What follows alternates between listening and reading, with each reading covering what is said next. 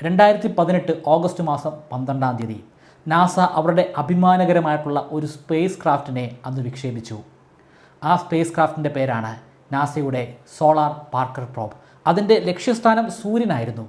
അന്നുവരെ ഒരു സ്പേസ് ക്രാഫ്റ്റിനും എത്തിച്ചേരാൻ സാധിച്ചിട്ടില്ലാത്ത സൂര്യൻ്റെ ഏറ്റവും അരികിലൂടെ സഞ്ചരിക്കുക, കൃത്യമായിട്ട് പറഞ്ഞാൽ സൂര്യൻ്റെ ഔട്ടർ അറ്റ്മോസ്ഫിയറായ കൊറോണയിലൂടെ സഞ്ചരിക്കുക, അന്നുവരെ ആരും കണ്ടിട്ടില്ലാത്ത കാര്യങ്ങൾ നേരിട്ട് കാണുക, അവിടെ നിന്ന് ഡേറ്റകൾ സമാഹരിക്കുക, അത് ഭൂമിയിലേക്ക് അയച്ചു കൊടുക്കുക.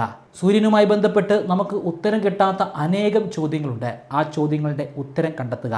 അക്കൂട്ടത്തിൽ തന്നെ ഏറ്റവും പ്രാധാന്യമർഹിക്കുന്ന ചോദ്യം കൊറോണൽ ഹീറ്റിംഗ് ആണ്. അതൊരു വലിയ പ്രോബ്ലമാണ്. സൂര്യൻ്റെ പ്രതലം അല്ലെങ്കിൽ ഫോട്ടോസ്ഫിയർ, അതായത് അതിൻ്റെ സർഫസ്, ആ സർഫസിൻ്റെ താപനില ഏകദേശം 5000 ഡിഗ്രി സെൽഷ്യസ് ആണ്. പരമാവധി ഒരു 5500 ഡിഗ്രി സെൽഷ്യസ് ആയിട്ട് ഉയരാറുമുണ്ട്. എന്നാൽ അതിൻ്റെ അറ്റ്മോസ്ഫിയർ, ഞാൻ പറഞ്ഞു വരുന്നത് ക്രോമോസ്ഫിയറിനെ കുറിച്ചല്ല, സൂര്യൻ്റെ പ്രതലത്തോട് ചേർന്ന് കിടക്കുന്ന വളരെ നേരിയ കനം മാത്രമുള്ള ഒരു അന്തരീക്ഷമാണ് ക്രോമോസ്ഫിയർ. അതും കഴിഞ്ഞ് അതിൻ്റെ വെളിയിലേക്ക് പോകുമ്പോൾ ഔട്ടർ അറ്റ്മോസ്ഫിയർ കാണാം.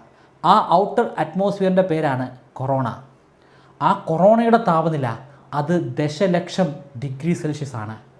എന്തുകൊണ്ടാണ് സൂര്യൻ്റെ പ്രതലത്തിൽ വെറും 5000 ഡിഗ്രി സെൽഷ്യസും അതിൻ്റെ ഔട്ടർ അറ്റ്മോസ്ഫിയറിൽ ദശലക്ഷക്കണക്കിന് ഡിഗ്രി സെൽഷ്യസ് താപനിലയും ഉണ്ടാകുന്നത്? ഇതിൻ്റെ ഉത്തരം കണ്ടെത്തണം. കൂടാതെ സൂര്യനിൽ നിന്നും ഒരുപാട് പദാർത്ഥങ്ങൾ വെളിയിലേക്ക് സഞ്ചരിക്കുന്നുണ്ട്. നമ്മുടെ ഭൂമിക്ക് നേരെയും നമ്മുടെ സൗരയൂഥം ഒട്ടാകെയും അത്തരത്തിലുള്ള പദാർത്ഥങ്ങൾ വ്യാപിക്കുന്നുണ്ട്.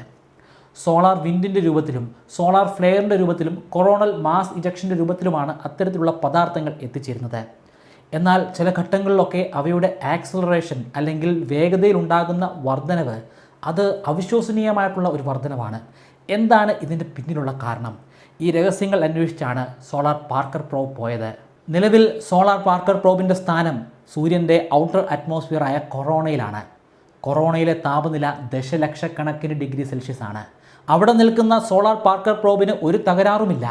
അത് കത്തിച്ചാമ്പലാകുന്നില്ല, അതിന് കൃത്യമായിട്ട് പ്രവർത്തിക്കാൻ സാധിക്കുന്നുണ്ട്. എന്നാൽ വെറും 5000 ഡിഗ്രി സെൽഷ്യസ് മാത്രമുള്ള അതിൻ്റെ ഫോറോസ്ഫിയറിൽ എത്തിച്ചേരുകയാണെങ്കിൽ, അതിൻ്റെ പ്രതലത്തിൽ എത്തിച്ചേരുകയാണെങ്കിൽ, എത്തിച്ചേരേണ്ട അതിന് മുമ്പ് തന്നെ, അതിന് തൊട്ട് മുൻപ് തന്നെ ഈ പേടകം കത്തിച്ചാമ്പലാകുന്നതാണ്. സൂര്യനിൽ ഏറ്റവും കൂടുതൽ താപനിലയുള്ളത് കൊറോണയിലല്ല, അത് സൂര്യൻ്റെ ഏറ്റവും മധ്യഭാഗമായിട്ടുള്ള കാമ്പ് അല്ലെങ്കിൽ കോറിലാണ്.